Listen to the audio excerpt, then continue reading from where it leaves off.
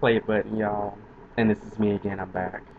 Like I said, I was going to talk about my latest chapter of my story. Actually, verse 10 has to be the most epic chapter I've ever done in so far. It's about the boys, the entire city, having a good evening, basically. And all of a sudden, as soon as everybody goes to sleep, one of the monster of the day, one of the manifestaciones, comes out of nowhere. It's a female. She's bare naked actually, and her hair is long as hell. And her name is Sella de Pesadilla. She actually that stands for Maid of Nightmares. What she does is she puts everyone into deep sleep, and the people that you see who have nightmares, she puts them in their deepest nightmares. Is the Guerreros actually, because and also because Miguel has joined the party, he's a part of it as well. Um, the way it goes down is pretty fucked up, actually. Um, this monster awakens their deepest, darkest doubts and all things about them, what they don't want people to see. And of course they're going to deny it. First, the monster gets a hold of Manuel, then goes to Santiago, then Gianfranco, and then it ends with Miguel. Uh, wait a minute. I hope I didn't say Miguel twice. Manuel, Santiago, Gianfranco, and then Miguel. And then it goes to Juan, who was Norte, but decided to live in with Manuel's family, and eventually became more human. And they prayed for him, and his dark side was torn away from him. Well, in his nightmare, he encounters his dark side, Norte, and thanks to the help of one of my newer characters, actually my cute mascot character Lupe, who's this pigtailed angel girl, um, Juan is able to call for his guerrero powers, and he becomes Corazon Heaven, the soldier of miracles. And wow, just he defeats Norte and awakens everybody from their slumber. He's first using his impact power.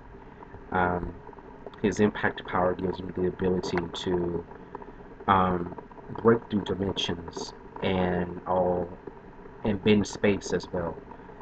Uh, you could say sort of like he can also teleport, but that'll come later. And when they awaken, he's the one who's really transformed. Everyone else transforms and protects Lupe at the same time, but fights off La Doncella, and pretty much saves the city. Um, as Corazon Heaven, Juan displays that he has an innate ability to uh, actually dodge and parry and evade things at will. Like I said, he also has the ability to teleport, and he fights using a violin and as well as a violin bow. So two strung strings, and he calls forth his. It's actually called Heaven Violin. That's the name of the weapon, and he summons forth his super attack, as I would say. It's called in English. It's called Miraculous Heart Hurricane, but I call it in Spanish Corazon um, Hurricane Milagroso, and it's a very impressive attack that I made. I got my inspiration from actually wanted the character to play a musical instrument, so that's why mainly I got my inspiration from him. I think you can compare him to like Cure Passion from Fresh Pretty Cure, and actually in a way they are just alike. They both ascended from darkness, and they become these miraculous, awesome fighters. And I think that That's one of the main reasons why I like him, because the storyline is very similar, and it's a very beautiful way to come out of the darkness. And yeah, and at the end, actually right now I'm working on verse 11.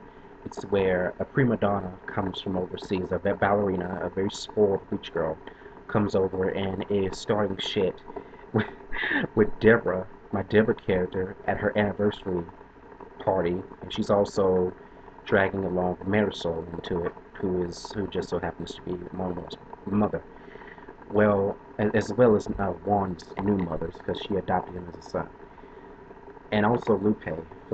For some reason, I decided to put some comedy in and make her into an adopted child and put her with Manuel, since those two really don't get along. So, but anyway, guys, I'll get back to you, and thanks for listening. Expect me in a minute. All right, bye.